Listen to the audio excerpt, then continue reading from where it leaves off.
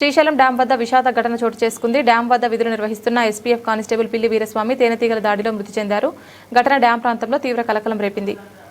అందిన సమాచారం ప్రకారం డ్యాం పైభాగంలోని లిఫ్ట్ ప్రాంతం వద్ద ఎస్పీఎఫ్ సిబ్బంది సాధారణ పెట్రోలింగ్ నిర్వహిస్తుండగా ఒక్కసారిగా పెద్ద సంఖ్యలో తేనెటీగలు దాడి చేశాయి. ఆకస్మికంగా జరిగిన ఈ దాడిలో కానిస్టేబుల్ వీరస్వామి తీవ్రంగా గాయపడ్డారు. తేనెటీగల దాడి నుంచి తప్పించుకోవడానికి ప్రయత్నించినప్పటికీ ఆయనకు తీవ్రమైన గాయాలు కావడంతో సహచర సిబ్బంది వెంటనే స్పందించి ఆయనను సమీపంలోని సున్నిపేట ప్రభుత్వ ఆసుపత్రికి తరలించారు. అయితే ఆసుపత్రిలో చికిత్స పొందుతూ వీరస్వామి మృతి చెందినట్లు వైద్యులు తెలిపారు. తేనెటీగల దాడిలో మరో ఇద్దరు ఉద్యోగులు కూడా గాయపడగా వారికి చికిత్స అందిస్తున్నారు. ప్రస్తుతం వారి ఆరోగ్య పరిస్థితి నిలకడగా ఉన్నట్లు సమాచారం. ఈ ఘటనతో డ్యాం ప్రాంతంలో విషాద వాతావరణం నెలకొంది. విధి నిర్వహణలో ఉండగా ప్రాణాలు కోల్పోయిన కానిస్టేబుల్ వీరస్వామి మృతిపై సహచర సిబ్బంది అధికారులు దిగ్భ్రాంతి వ్యక్తం చేశారు.